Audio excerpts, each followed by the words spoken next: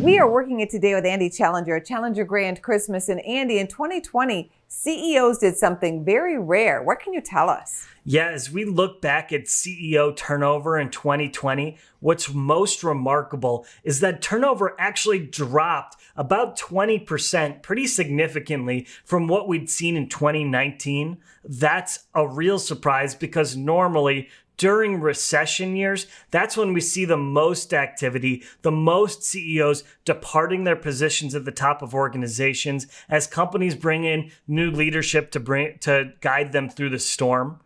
In 2020, because of the unique nature of the pandemic and the amount of uncertainty and difficulty it created in hiring a new CEO, in the second quarter and in the fourth quarter, we saw a real slowdown, almost coming to a halt as companies held on to their leaders and waited for more information to become available about the course of the pandemic before they brought in new leadership.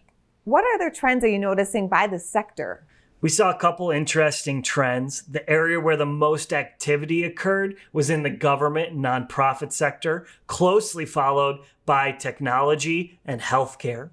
We saw far fewer CEOs leave their posts due to scandal. Only 3 CEOs left due to personal or professional misconduct in 2020. That number was 15 in 2019.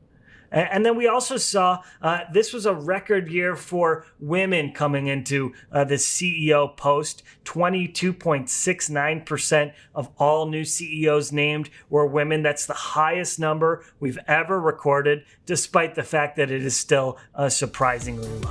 We always appreciate your information. Thank you, Andy. Thanks for having me on, Angie. For more Business First AM, check us out on social media. We're on Facebook, YouTube, and Twitter. And go to businessfirstam.com for where to see our show on TV.